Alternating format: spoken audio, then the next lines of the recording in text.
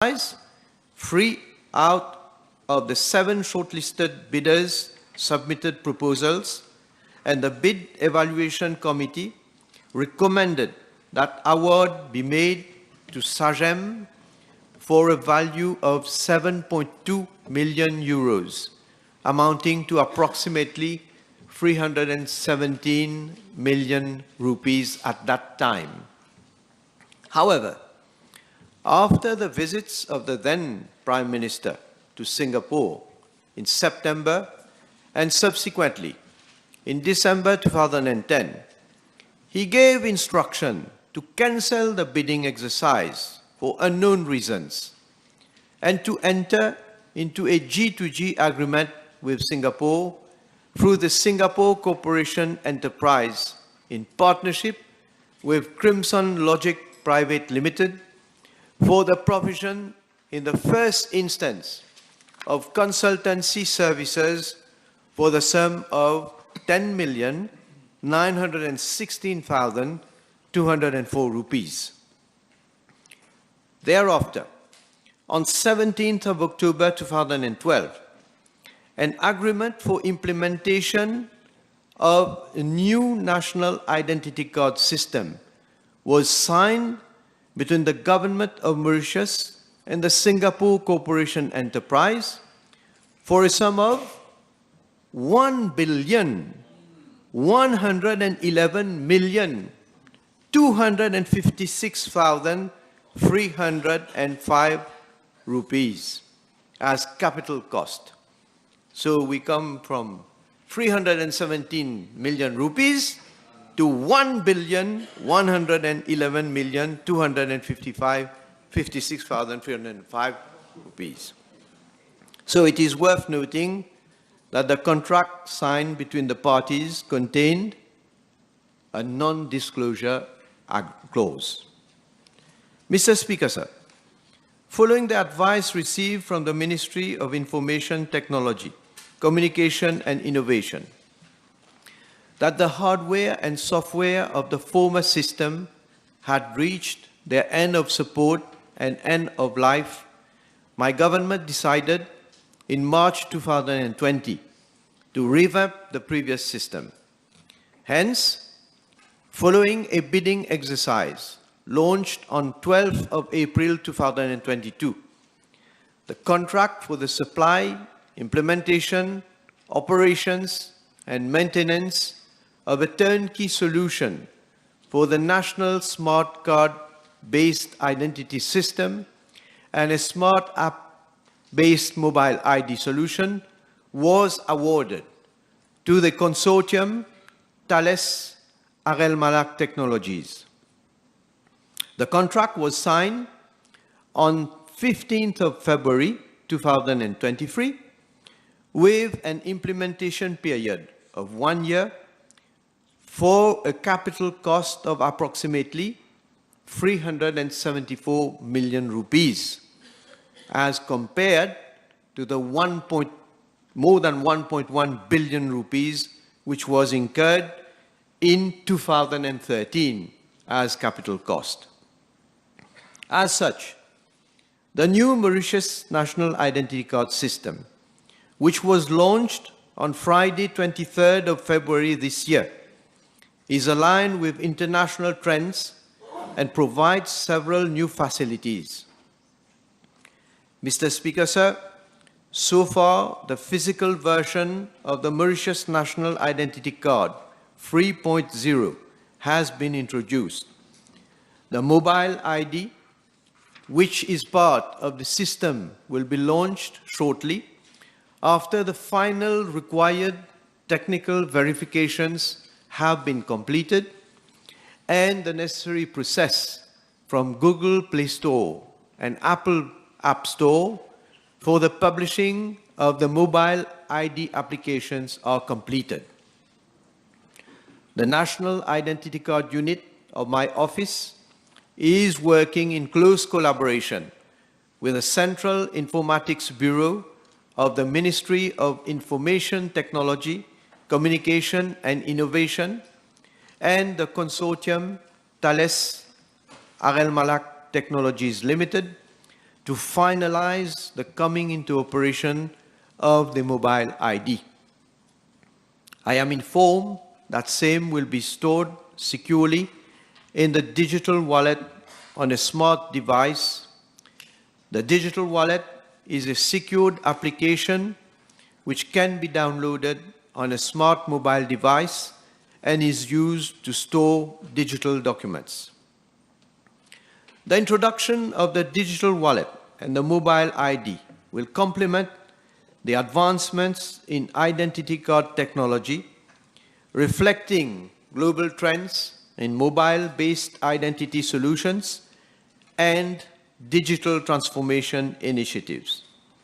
Thus, with the implementation of the mobile ID, Mauritius will become the first country on the African continent to bring in a fully interoperable digital ID wallet based on international ISO standards. Similar digital wallets are already deployed in Australia and the United States of America and will soon be introduced in Europe. It is worth noting that our country will embrace this digital wallet app to hold an electronic version of their identity card, that is the mobile ID, even before the European Union, since these ISO-compliant electronic deployments will only start in the EU countries as from 2026 as part of new EU regulations. Thus, the mobile ID, which is the electronic version of the physical ID card, will soon be available on the citizens' mobile devices, enhancing accessibility, security, and usability, and will be one of the digital documents to be stored on the digital wallet. The mobile ID contains the same information found on a physical ID document, but with state-of-the-art security features available through digital technology. In view of the prevalence of smart devices in Mauritius, citizens will be able to use their mobile ID in lieu of their physical ID as a proof of identity. Furthermore, a mobile verifier app would be available free of charge to any citizen or organization to verify the genuineness of the mobile ID. The mobile ID will provide a convenient and secure technology for citizens within an infrastructure which will ensure security, privacy, and integrity of data from enrollment to the in-field verification process. It will also contain several facilities, such as the option of reporting change of address or loss of identity cards. Moreover, it will include digital signing of electronic documents, amongst others. In this context, the National Identity Card Act was amended through the Finance Miscellaneous Provisions Act 2023 to ensure that both the physical identity card and the mobile ID operate within a legal framework. The amended Act provides that the new identity card system shall have the necessary features to ensure the security and confidentiality of information contained therein, and to give the same legal standing to the physical identity card and the mobile ID as proof of identity. Provision was also made in the Act that any citizen registering for a mobile ID shall already be holder of a physical national identity card. Mr. Speaker, sir, moreover, the National Identity Card Regulations of 2024 have been promulgated to regulate the layout of the new ID card and new features such as the option to have digital certificates. In the same vein, the National Identity Card Mobile ID Regulations 2024 were introduced to, inter alia, regulate the use of the mobile ID. Also, a new set of regulations is being prepared by the Attorney General's Office in consultation with the National Identity Card Unit and the Ministry of Information Technology, Communication and Innovation pertaining to card reading. I am further informed that the digital wallet application, which will store the mobile ID in the first instance, will be able to accommodate other digital documents, such as the birth certificate and the marriage certificate. Discussions are ongoing between my office, the Ministry of Information Technology, Communication and Innovation, and other stakeholders to explore the possibility of storing other documents in the digital wallet. The digital wallet is protected by the existing security features on the smartphone of the citizen. Furthermore, the consent of the citizen is needed to access his or her mobile ID. Therefore, the digital wallet will be managed by the citizen himself or herself. Mr. Speaker, sir, as regards parts A and B of the question, I have already stated in my reply to Parliamentary question B/1442 on 14th of November 2023 regarding the use of the new digital identity card in the next general elections that the Electoral Commissioner has a well-established and regulated procedure already in place for the authentication of voters at the time of voting. Given that this question is coming again, let me remind the Honourable Member that pursuant to Section 41 of the Constitution, the constitutional powers to organize elections rest in the Electoral Supervisory Commission. Section 41(1) of the Constitution provides that, and I quote, "The Electoral Supervisory Commission shall have general responsibility for and shall supervise the registration of electors for the election of members of the Assembly and the conduct of elections of such members, and the Commission shall have such powers and other functions relating to such registration and such elections as may be prescribed." Unquote.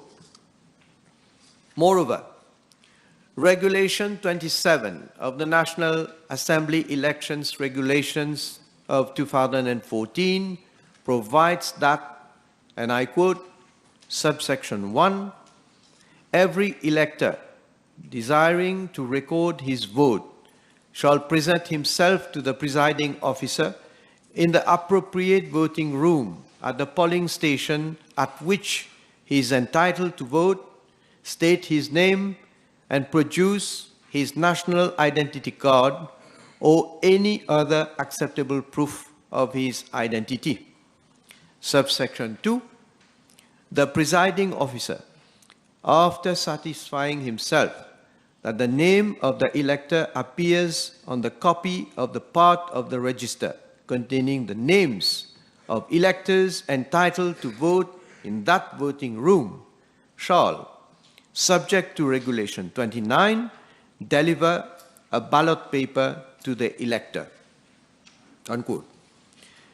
Mr. Speaker, sir, as already stated earlier in my reply to Parliamentary question B/1442 on 14th of November 2023, there is a well-established process for authentication of the voter on the voting day, which is as follows.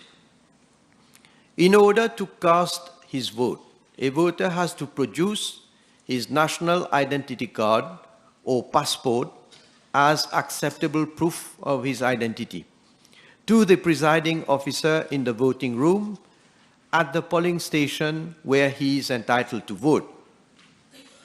Before issuing a ballot paper to the voter, the presiding officer verifies the ID number and the name of the voter in the presiding officer's copy of Register of Electors.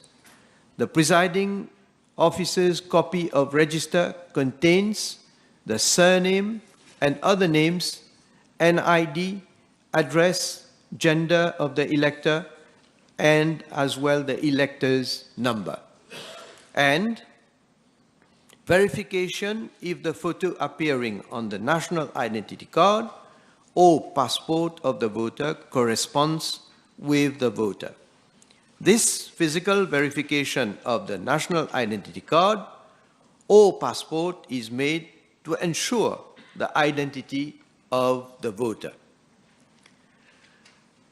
I did also make reference to the fact that in both the 2014 and 2019 National Assembly elections, the following documents were used as acceptable proof of identity: national identity card, passport, driving license, and bus pass. Mr. Speaker, sir, Regulation 2 of the National Assembly Elections Regulations 2014 defines acceptable proof of identity as such document establishing the identity of a person as the Electoral Commissioner may, after consultation with the Electoral Supervisory Commission, determine. Thus, based on Regulation 2 of the National Assembly Elections Regulations 2014, the only acceptable proof of identity is, since the Village Council elections 2020, either a national identity card or passport. This measure was also adopted for the Rodrigues Regional Assembly elections of 2022. Mr. Speaker, sir, the House would recall that I also mentioned that Regulation 30, subsection 6 of the National Assembly Elections Regulations 2014 provides that, and I quote, subsection A, no person shall, by means of 1. A camera, 2. A mobile phone, 3.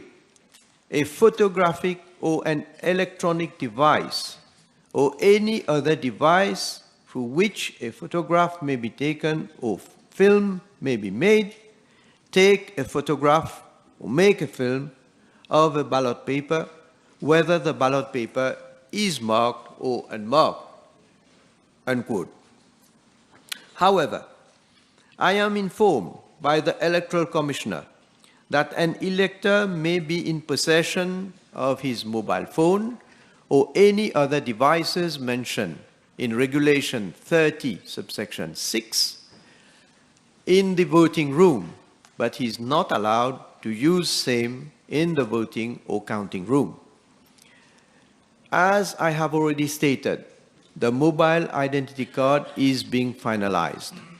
However, once it is launched, the possibility to use it for authentication of voters will require, in the first instance, the conduct of a feasibility study regarding, amongst others, manpower and training requirements, equipment including verification devices in the voting rooms of all polling stations, procedures regarding the authentication process, and financial implications thereof.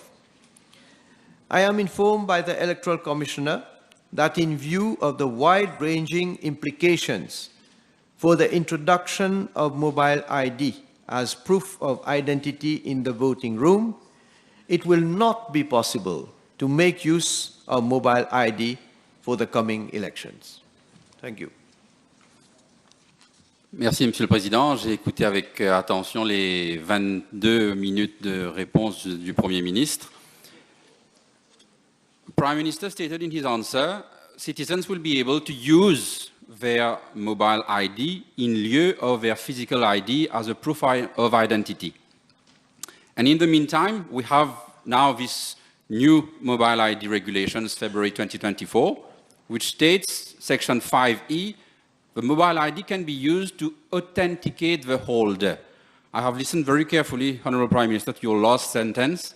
May I, therefore, ask the Honourable Prime Minister to take a commitment today in this House that no mobile ID shall be used to authenticate at any time any voter in any voting room for the next National Assembly elections.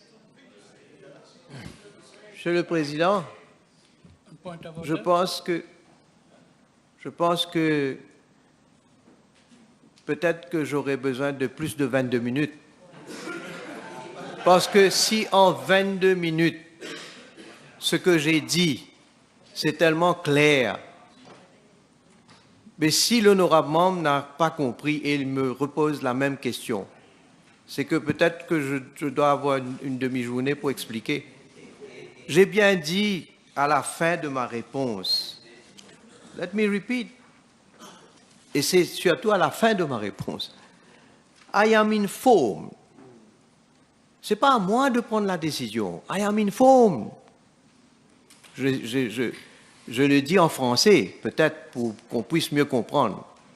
So, I am informed by the Electoral Commissioner, c'est le commissaire électoral, that in view of the wide-ranging implications for the introduction of mobile ID as proof of identity in the voting room, it will not be possible to make use of mobile ID.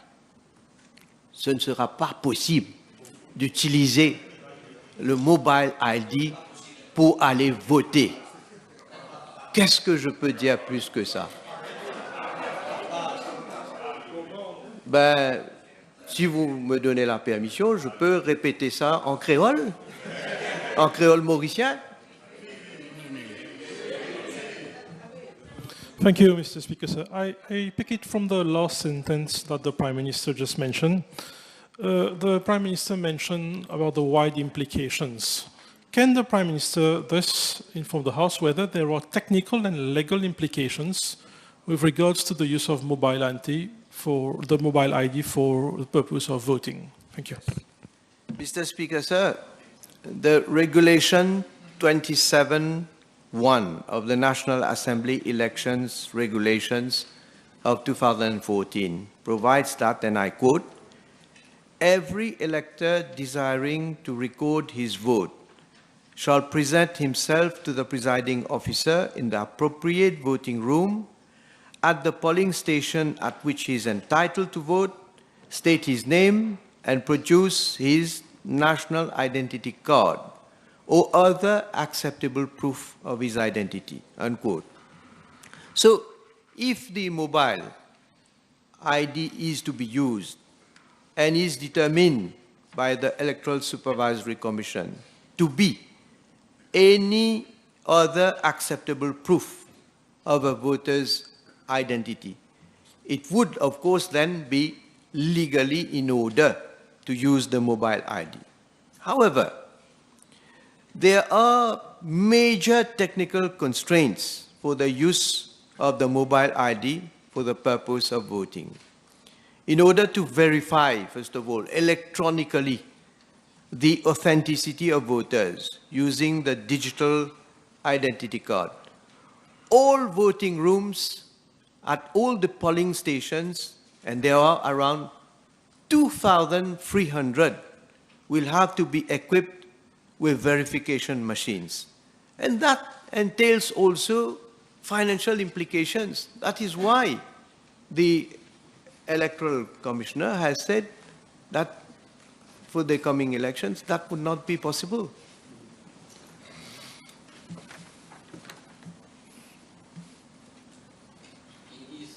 His reply, Honourable Prime Minister, mentioned about a mobile ID verifier app. May I know whether the MNIC unit, which falls under the purview of his office, has already procured this mobile ID verifier app? Well, the honourable member should know according to standing orders. When he puts a specific question with regard to voting at the next general election, he should restrain and limit himself to the questions. Well, leader of the opposition, he's the last one to speak. He doesn't know, not even know how to put questions. So he's making comment. Order. What is happening, Honorable Tim? Where you're concerned in this? Yeah. Can you show me your locus standi?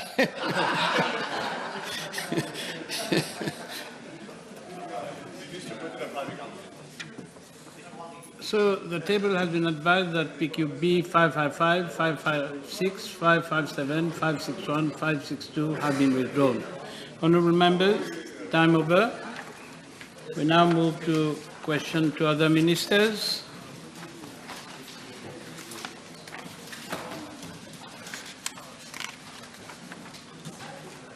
I will call Honourable Juman. B563. Mr. Speaker, sir, I wish to inform the House that the National Pension Fund, NPF, is a pension scheme established in 1978 covering private sector employees in Mauritius. Contributions into the fund were being made by both employers and employees to the rate of 6% and 3% respectively. With the introduction of the contribution sociale généralisée, CSG, as from 1st September 2020, contributions are now made to the Mauritius Revenue Authority. The details of placement of NPF are being tabled. As far as the National Solidarity Fund is concerned, I wish to inform the House that this fund is not related to the National Pension Fund. Voilà.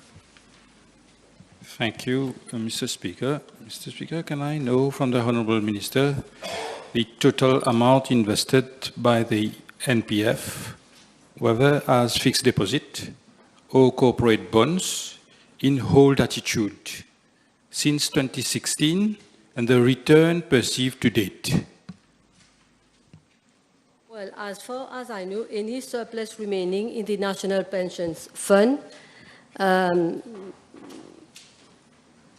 may at any time be held on deposit with the government or invested in such manner as the NPF committee may determine. But one thing is certain: the investment is being made in a best and safe manner, with high returns. Mr. Speaker, thank you. On parle de l'argent des travailleurs, on parle de plusieurs milliards de roupies. Mr. Speaker, can I know from the Honourable Minister the total amount, my question is clear, of interest due since March 2022 to date, despite 2 letters sent to the manager of hold attitude to settle the amount due, interest amount due, since 21st of March to December 2023. I'm tabling a copy of the letters sent. And also, if the Minister is aware that the total amount... Yes, we are told... Yes. Mr. Speaker, the supplementary question is very far from the original question. The original question is about placement. So Yes, you don't discuss. But I have already... I am ruling. You know, in a parliament there is a speaker. A parliament is not like a boutique.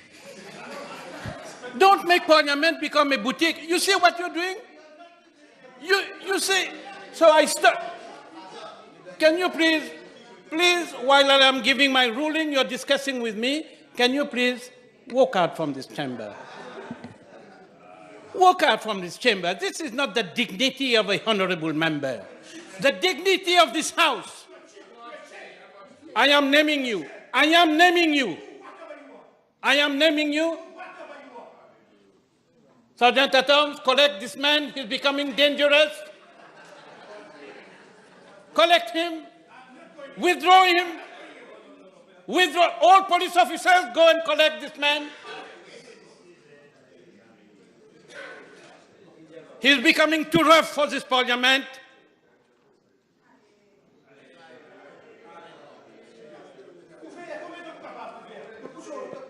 Go out from here. Go out from here. Go out from here. You're too rough for parliament. You are a rough man in this parliament.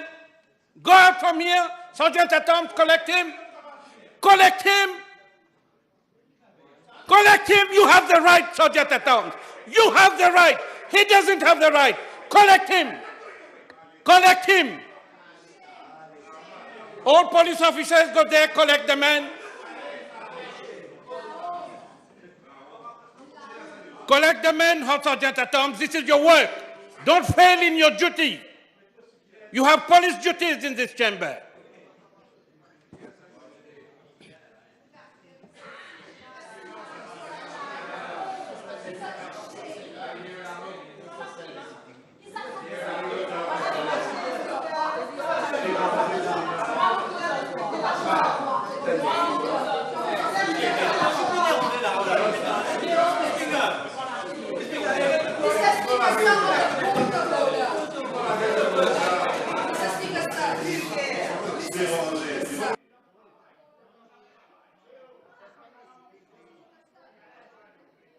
Honourable members, in view of the situation is becoming more and more difficult. I am suspending the sitting for a few minutes.